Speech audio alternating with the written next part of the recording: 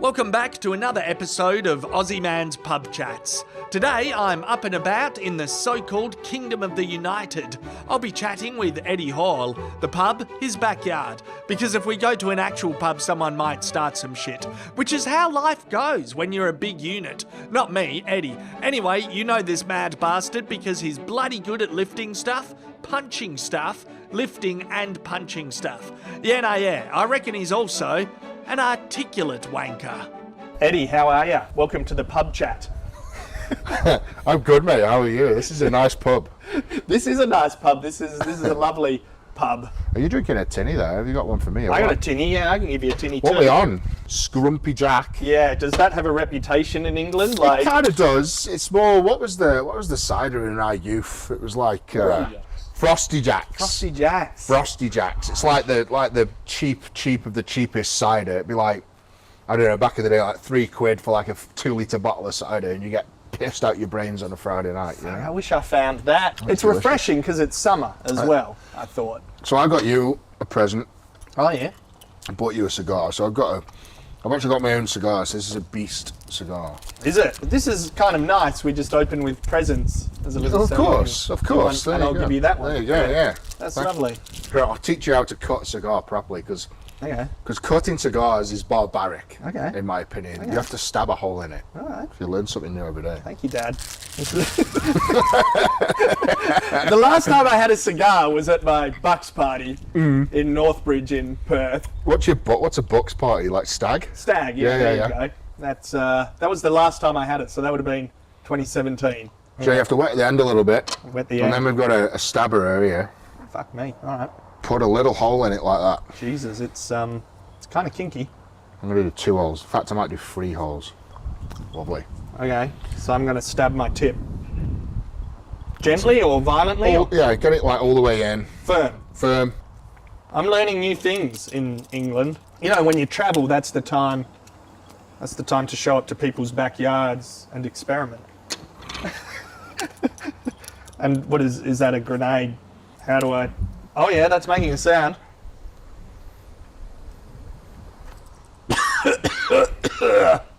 I'm good. Have you ever smoked a cigar with Arnie?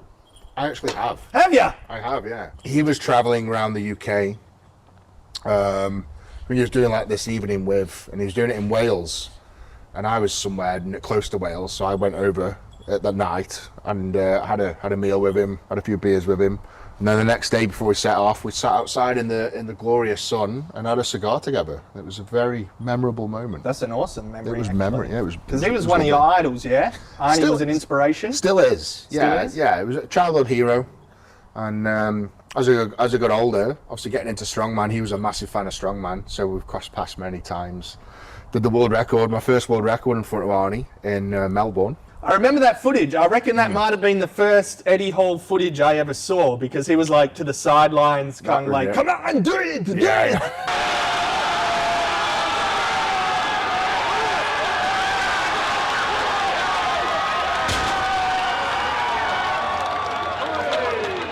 He revved you up. He did rev me up. You wanted to be a strongman since you were little, yeah? That's the story? Well, I guess strength has been a part of everyone's childhood because it's always a fascination of like who's the strongest man in the world. You always ask that question as a child. I think every child on the planet has asked that question.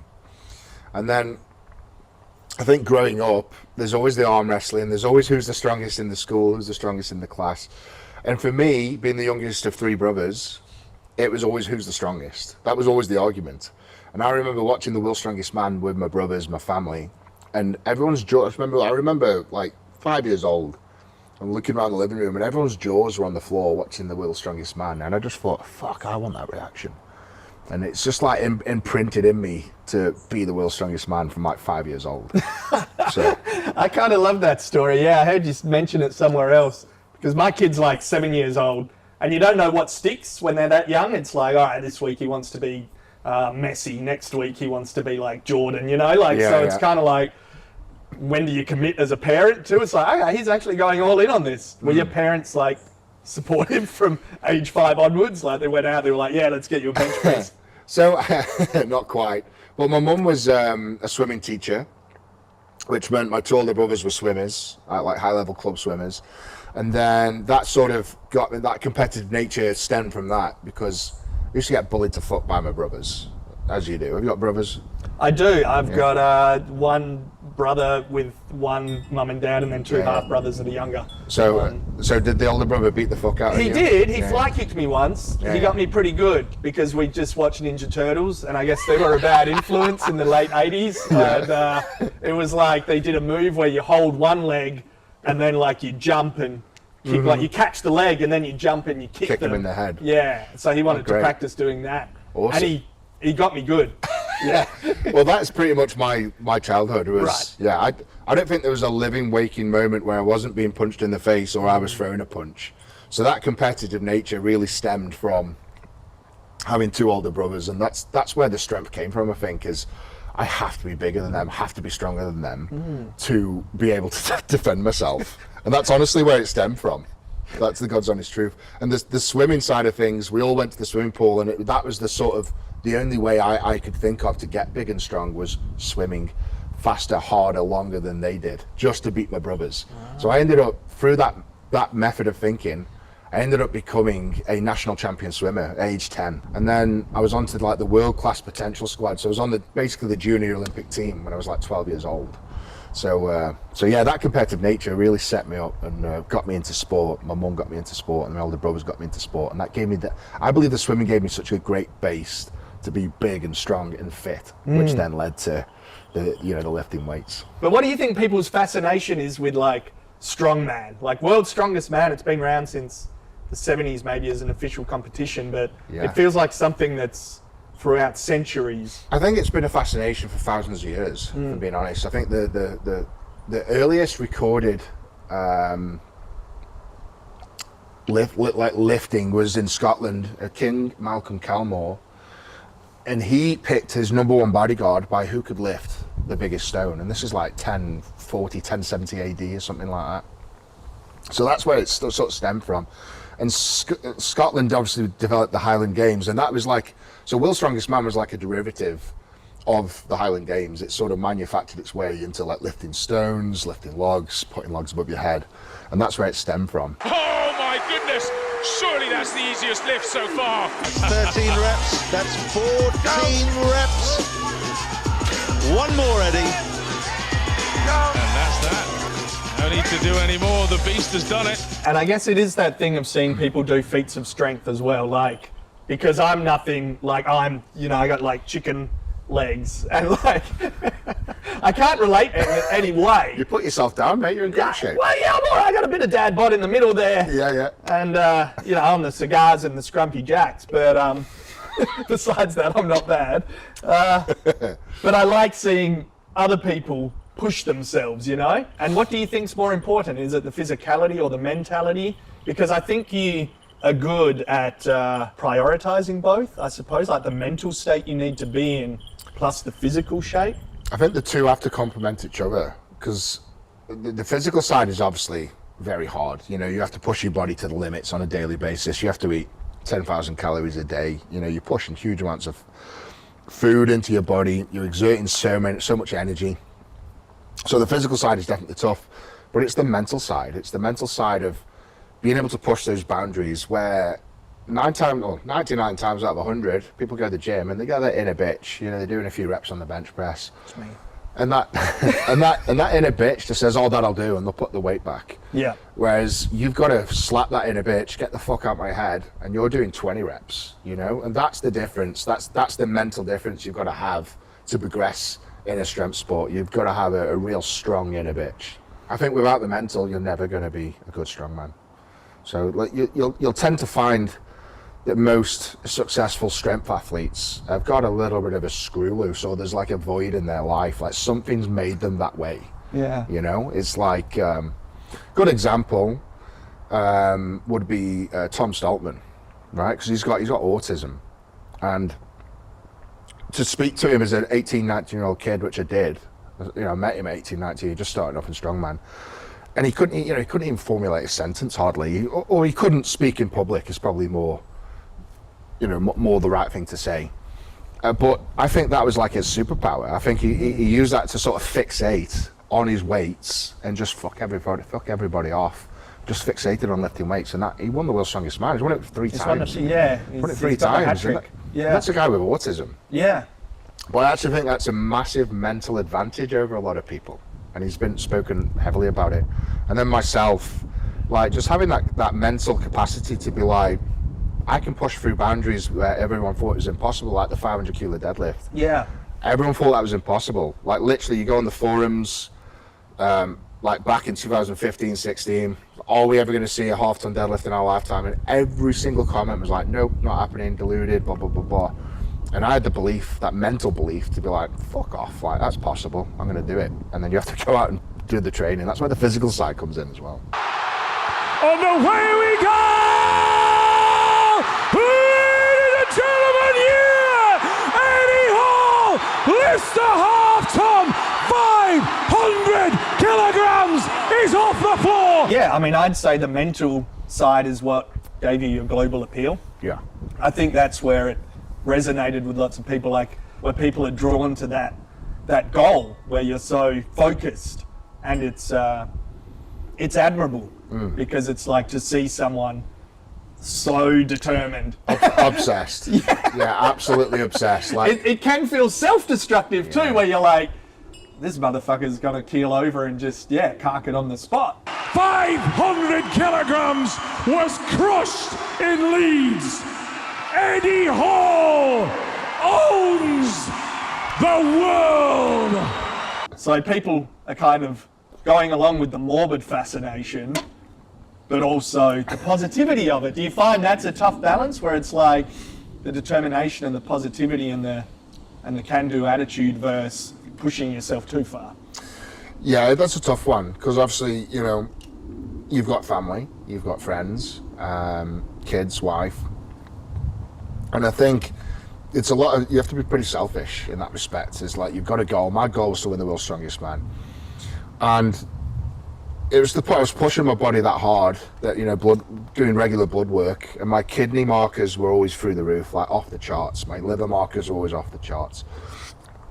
My hemoglobin, like my blood, like thickness and everything was just off the charts. It was just like stupid. And I remember it was like, I'm going to say 5 weeks before I won the world's strongest man.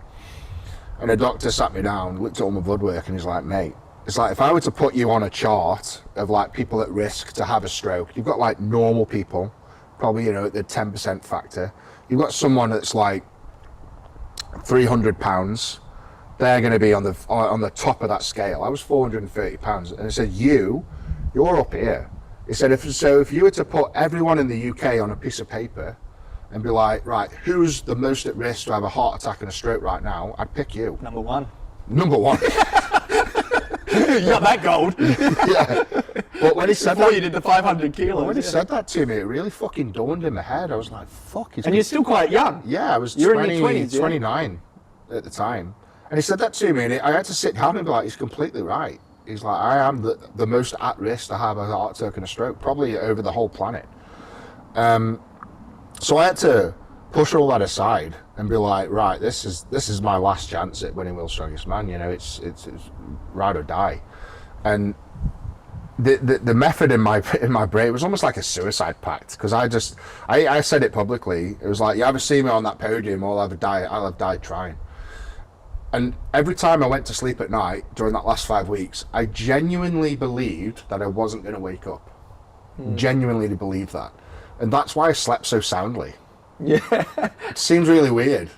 But like that last 5 weeks was actually, him telling me that was an absolute blessing. Right. Because it was like, It right. kind of gave you a deadline. It gave me a deadline. It became a bit of a heist. It'd be like, right, get in there. I've got 5 weeks to win the World's Strongest Man now. And after that, I'm free. Yeah. So in my head, I was like, fuck it, if I die, I die. So it was like, you know, it had a massive sort of risk factor to it, but it was also a gift. Yeah. In a way. So, but it was quite, you know, you think about it realistically, it's a selfish thought process. You won't believe. Oh God. How many hours? Fuck off, Dad.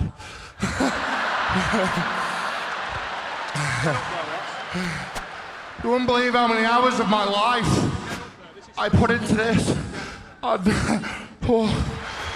family time that I sacrificed If it wasn't for this woman, it wouldn't happen, honestly. She does everything for me. You know, she is my rock. I love you, baby.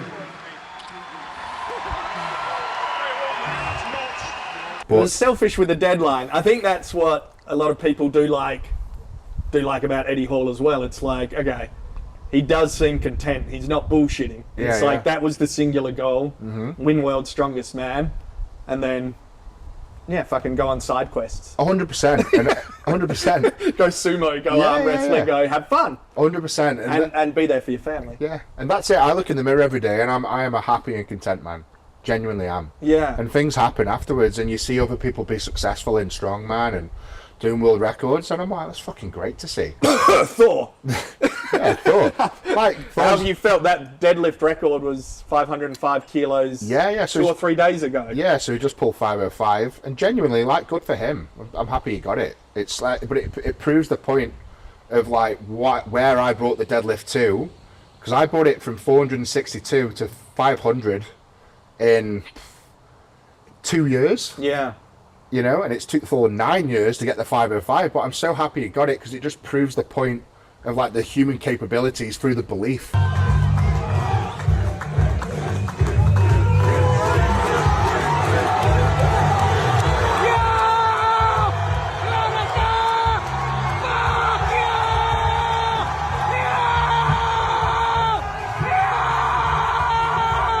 Because there's footage of Thor in 2016, just before I pulled the 500, saying to camera he didn't think it was possible. And look at him now, 9 years later, he's fucking beating it by 5 kilos. Yeah, you were the trailblazer. No one can take that away from you, right?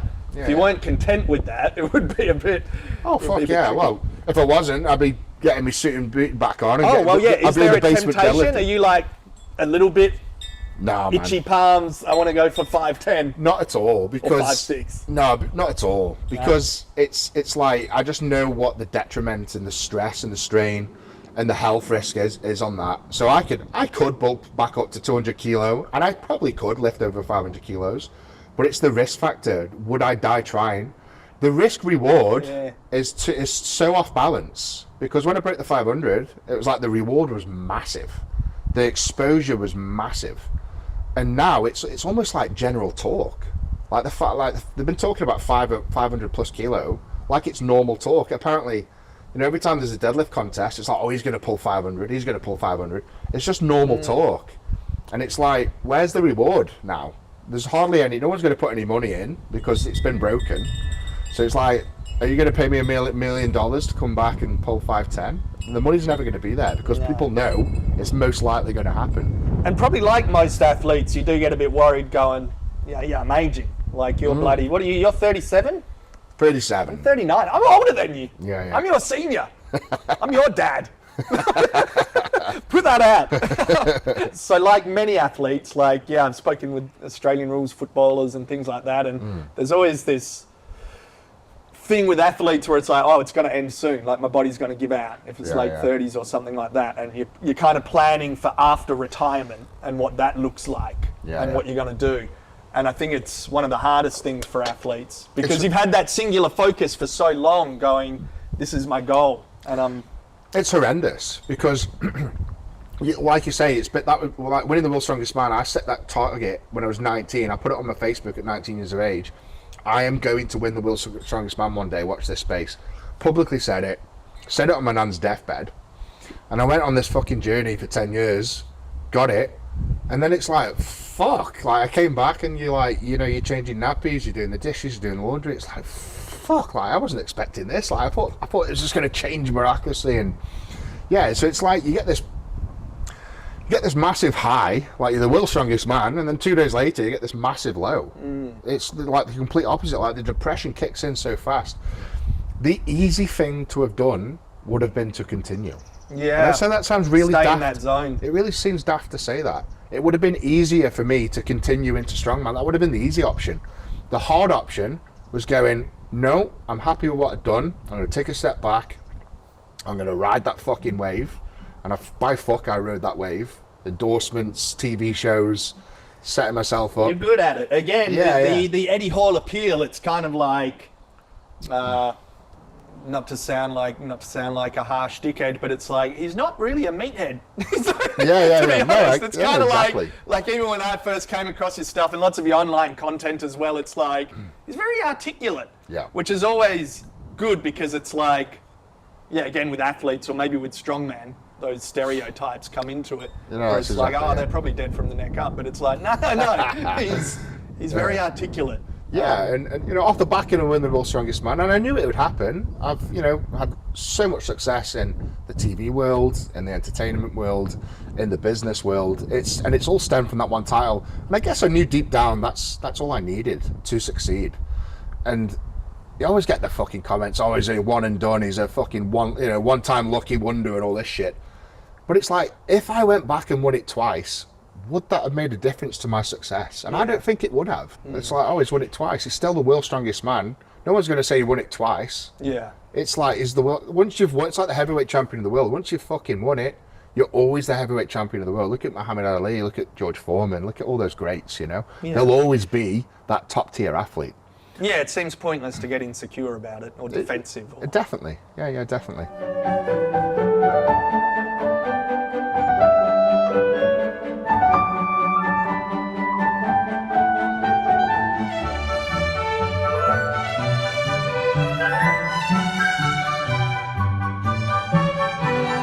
Do you like the showmanship side as well? Because I think you're good at that. Yeah, no, definitely. Yeah. I've done a couple of films. One of them's been released this summer. I'm talking with Bollywood directors, which is pretty cool. Fuck yeah! Yeah. That's a big audience. That's fucking people can mock it all they want. I think it's amazing. The Yeah. stuff they do is incredible, and the money is insane. yeah, nice. You know, I was in Expendables 4. My turn, bitch. I've got some big films coming up. I've got a film with Russell Crowe and Mel Gibson. Oh, that's fun. Lost Book of Creations. I'm filming that later this year, hopefully, maybe the start of next year. So yeah, it's opened a lot of doors. You know? And I enjoy that. I enjoy that it's a challenge.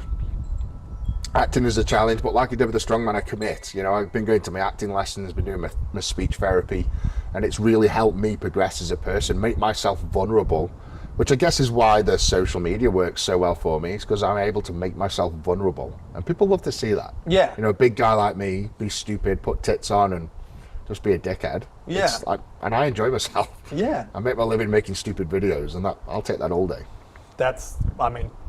Same. Fuck me dead. 11 years. Yeah. Silly videos that's my bread and butter. It's the way to go. Yeah, that's a good relatable. We've got a bloody, that's where we meet up, which was, Eddie Hall in my videos.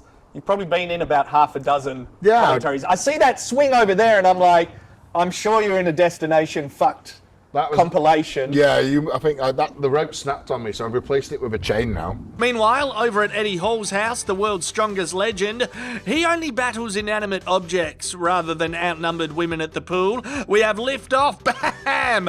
Destination fucked. He takes a while to stand up, as you do when you're Eddie Hall. He knows that standing up fast has never served him well. It's a fool's game when you're a big unit. Fuck yes, Ed. Fuck yes, mate. But yeah, the rope, Safety first. That was a fucking bad one. Yeah, that hurt. Yeah, it did hurt. Yeah. It hurt my ego more than anything. Well, I mean, you ended up in a Destination Fucked compilation. But then again, 3 million views. Exactly, prime example. A lot of people wouldn't put that out, but I was like, fuck it, and that makes yourself vulnerable, and people love making yourself vulnerable, and I love doing that. So yeah. And then the fighting as well. You commentated the fighting. That was a good one. The Nefati brothers. Nefati brothers. Nefati. Nefati. I say farty, it probably shits them. And I go, yeah. I went for a tackle, swingy backhand, punch, power bomb, destination fucked. There it is. Oh, he's holding onto his leg like when you fight your big brother. Do whatever you can. Crikey. Yeah, that was a fun one, and I never know how the fight footage will go. And yeah, there was some issues with copyright striking there, and I was like, I'll just hit up Eddie, see if he can help. And I'm like, no way he can help. It's a few hours after the fight, and you're like, yeah, leave it with me, and like got it reinstated. And I was like, okay, good. I don't think anyone wants to bash me. Well, you're a good egg, mate, and your content's fucking great. It's entertaining, and by fuck, I think everybody knows who you are. So you've done really well with it. It's funny, and it's a similar position to you in that way, where I've become part of the furniture. It's like, oh yeah, Aussie Man, he's been round. 2014 YouTube days, and he's still kind of going at it. And it's like people can come and go with your content. It's like they can not watch it for a while, but they can come back, they can binge watch it, catch up with it. And I really like that relationship with the audience, because the parasocial thing or that content creator industry. You're in a lot of industries, so I can talk to you like you're a content creator. Where it can be a bit dangerous, the relationship getting too close. It's great you can reach your audience directly without a distributor or middlemen, or I don't have agents or managers. It really is just DMing and seeing if anyone will reply, whether it's the best way. Australia's Prime Minister or Strongman Eddie. It's like, oh, if I can hit him up. It's a different era, years like 10 to 20 of being a content creator, where it's not everything smashing numbers-wise all the time, but it's comfortable. Yes. And people come and go, and they're like, oh, he's still going. And he hasn't had a scandal. So that's... We're not on the P. Diddy stage yet. No. Well, there's still time. Our industry as well, we fuck up. I haven't tried to sell crypto, so I'm happy about that. I'm like, don't mess with people's health or their finance, and you'll probably be round as a content creator for a while.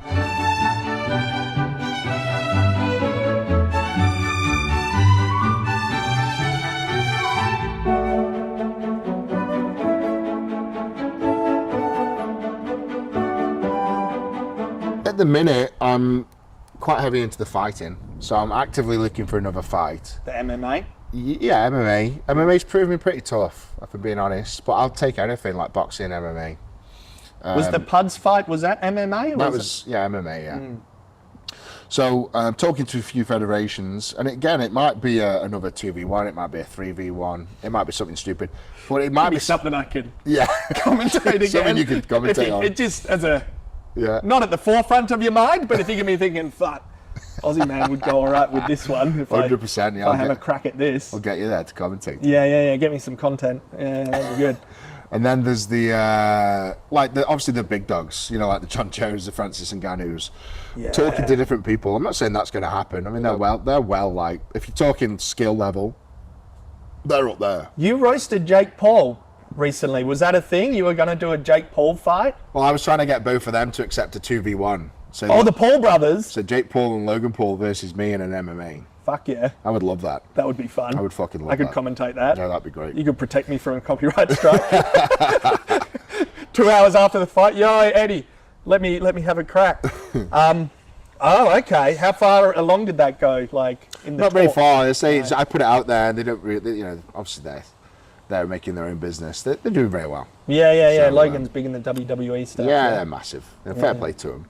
Yeah. So I'm just actively trying to get a fight. You were just trolling. You were trolling Jake. Yeah. Because you were like, he wants me to go down in the second or something. Was that legit? Or that no, of course. It was a bit of fun. It was a bit of fun. Because it sounds believable. Well, I don't know what's real on the internet anymore. I've been on the internet for 11 years. I'm like, is that myths or disinformation? Is that fucking AI? I don't know. It was funny as fuck because I put that on, and almost every single comment was like, I fucking knew it. Dirty bastard. Exactly, I was joking. No, you got to be careful. You have, Yeah. I'm struggling, and we're the age group that grew up with the internet. We're like pioneers of cyberbullying and trolling. We're in the chat rooms. We were in chat rooms getting banned, Yeah, no, 100%. You are 100% right. MIRC, ICQ. We were the trailblazers with that too. So I was like, Eddie, I get it. I'm your age, but everyone's going to believe that's real. Yeah, so in that instance, I probably shouldn't have put it out, but I think it's pretty obvious it was a joke. Yeah, sure. It's a joke. But every good joke has a bit of truth in it. No. I won't shit. I'm going to get myself knocked out by someone. Why? I keep shit talking. Is that what you want to get into a bit of fighting? Would you do it? The last time I was in a fight, I was maybe 13. Okay, so it's been a while. Yeah. It's been 26 years. It hurt. Yeah. I was the inner bitch in me goes, fucking quit that, play guitar. So there's not like stand-up there's not like a rival commentator that's like you knock heads with or anything. Not really. No, I'm kind of like everyone have a crack at commentating videos. I don't care. I'm like, oh, yeah, I'm in my own lane and I'm staying there. I'm in my own comfort zone. So I'm like, whatever. No, I don't have any beefs. I don't have a nemesis. Oh, that's a shame. You reckon I should make one? Yeah. There's Brian Taylor.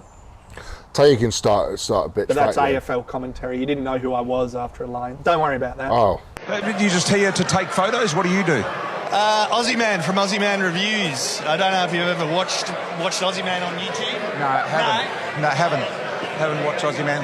A lot of people down here. It's a niche topic. There's a guy that talks about videos from America called Greg Doucette. Yeah, he's an absolute fucking weapon. Okay. Just talk shit. Oh, you should start a beef. A weapon as in like he's no, buff just as well? like no, just sounds like he's like me. Or? Just sounds like the squeaky toy off Toy Story. Okay. And talk shit about everybody. He'd be a great one. He'd be a good nemesis for me. Yeah, start a nemesis with Greg Doucette. Yeah, I'll think about great. it. Yeah, I don't. It'd be a good war. Yeah, I'm a man of peace, Hawley. I don't have internet beefs. I don't think I have. Maybe I've probably fucked up a couple of times, but I've looked to please and make it up fast. I've looked to go, no, I didn't mean anything by it. Come on, fuck me. Just crack open a Scrumpy Jacks and move on. Scrumpy Junks. Crack open a Scrumpy Junk. You've had one too many of them. They're 6%. That's pretty good. This English summer's hitting me. This is not summer. This is fucked.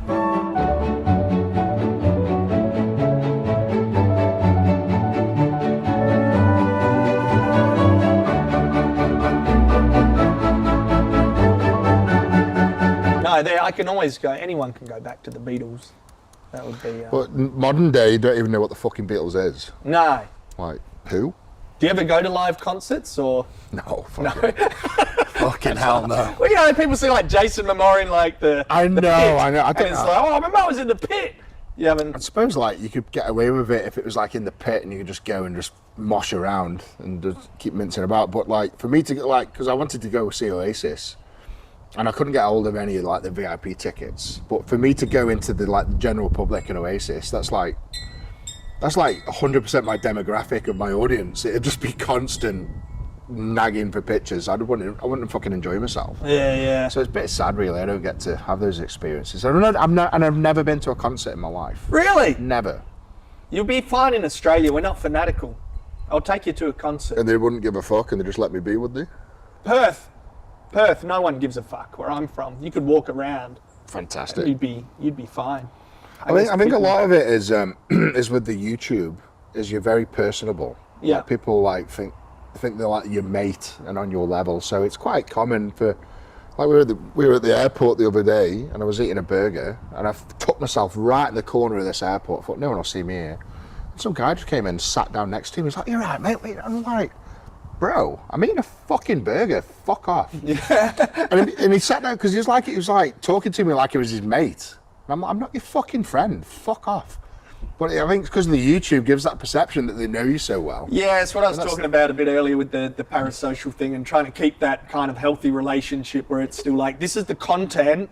And yeah, it's authentic to who I am, even though I'm hamming up an Aussie accent and I'm sitting here in me cheeky bloody head. Oh, you just give away your identity. Yeah, I know, but that's all right. I mean, people still spot me from time to time. Yeah. But like I say, Australia, and I mean, what's YouTube still? D-grade celebrity level? It's kind of, you post through it. You're still, because you do more, you're an athlete still, so you got a higher level, whereas I'm just a shit talker, so... I don't get high levels of fanaticism around Aussie Man. But have you found that hard, like the privacy thing, as you've gotten older? Because you had your shit show out at the front. Yeah, it can be tough, and again, I've sort of created paradise at home, or still creating paradise at home, because I can't take my kids to the theme park. I can't take them out for meals. You know, it's very stressful. It's yeah, I saw that video where you talked about it, and it felt very raw, and it felt like something you were processing or it had snuck up on you. Yeah, it just builds. You know, it builds over time. It gets very stressful for the family. You know, you and I do try and go out and try to have experiences with them. But you just can't, like, you know, I'll go like, if I were to go to a theme park, it would be every second step someone would ask me for a picture. And it sounds innocent, But you got to think that from a little girl's perspective who wants to go and enjoy a day out with his dad at a theme park, every 30 seconds she's got to stand there and watch me decline a picture or do a picture. And it sounds innocent, but you add that up throughout the theme park day. Say if I did 60 pictures, right?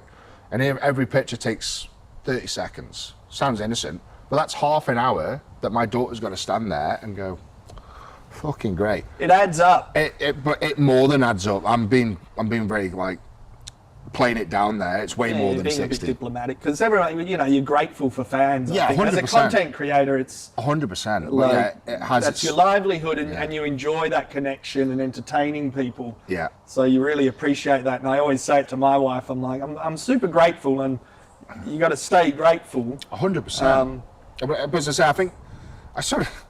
Everyone says, well, you ask for it, you put yourself out there, which is true. I put myself on YouTube, you make yourself relatable. I put my house on YouTube. But I've never put my fucking address on. No. You know what I mean? And I sort of take people on the journey, but people turn up at Matt. Well, they're not anymore. And we'll get to this. Not after the twist their head off. But it was like a daily occurrence. So you get 3 or 4 people a day. Right. Coming and knocking on and ringing the gate bell. Is Eddie in? Can I have a picture? Can I have an autograph? People bringing the kids, people bringing the friends. And then obviously we had the incident where people wouldn't leave outside the property. So I wasn't actually here. And Alex rang me up and said, like, these people have been out the property for 20 minutes. Can you come round and sort it? So I came up the side road, went back out, and just fucking lost my shit. Like, my kids are trying to get to sleep and you're out here beeping your fucking horns for 20 minutes. Fuck off. And they were trying to like, whoa, we just want a picture with you. I'm like, no, I'm done talking. You've been asked to leave several times. Just fuck off, just go, I've had enough. And then obviously you saw the viral clip of me. It hit my algorithm down under, and I was like, oh, what's happened to Eddie? You're in the national news here. I saw all the fucking tabloid stuff. Worldwide. Yeah, I was painted as a very bad person for 24 hours. And then obviously I did the response video and everyone sort of saw my side of the story. You've explained yourself well, even I don't want to go over it too much, because I'm like, put that out there and you're conscientious and you know that thing of having to put your word out there. You have to. If I didn't put my word out there, I'd have been cancelled. Literally, my sort of business partner with Beast Farm rung me up. It's like, we've had 0 sales for 24 hours. Like, you're being cancelled. Like, no one wants to be associated with you, because I'd threatened to, rip this guy's head off and rip his kids in the car. So yeah, it did me a disservice. And but on the same sentence, I'm actually thankful that incident happened. Well, you needed to reset the boundaries by the set. That's what we're talking about, it with it adding up. And as you've been a content creator or a public figure for a certain amount of time, 10 plus years. Yeah. And always grateful for it and always accommodating, like I say, I'm in Perth and there's Perth, Australia, very low fanaticism. Yeah. But once every time I'm out, I'll do a photo. Even I don't have the hair on, and I don't do as many Here's Me Face videos as the commentary stuff. But it's every time I'm out at every event. And it's only recently I've started to think, is that playing on me? Talking it out with the misso, I'm like, is it playing on me in a way that I don't even realise? And if I'm with my son, he's stepping back but still trying to cling to my hand while I'm doing a photo over here, and you start to think, oh, that's got to be weird. It's damaging. It's very damaging for that child. And that's what I realised over the years. It's very, very damaging. And he doesn't know how to process it or talk about it, really. Exactly, yeah. It's tough for a kid to be in this environment. Yeah. Very tough. But yeah, since that stalker incident, I haven't had a single... I had one old man came and asked me to do some charity thing. Oh. But I haven't had a single fucking person come to the property since then. Right. So I'm actually very thankful it happened. So you stalker bastards that fucking stalked me that night, thank you. Genuinely, thank you. You did me a massive fucking favour. I hope you learnt your lesson, but thank you for... You were overdue for a boundary reset. There's a little girl shouting good night. Good night, beautiful. We're almost finished. Now I'm taking up your time. Love you. Daddy. Yeah. 5 minutes. Yeah. Okay. I don't know. We've got through a lot that was on my mind as someone that's followed you for a long time as well. I don't know. Good shit. Good shit. Keep it up. And you. Keep it Whatever up. your next side quest is. Yeah, well, the arm wrestling's the arm wrestling next. Hopefully another fight before the end of the year. Yeah, nice. It's building up. This is what I wanted. I wanted the, You know, these are the jobs that they're not easy, but they're the jobs that all the work I've done build up to these jobs. You know, it's like you've built the profile, you've had the successes, and now you can really use that to get into Bollywood, get into Hollywood, and do cool shit. Be on set with Sylvester Stallone and Jason Statham. That for me was fun. Fucking.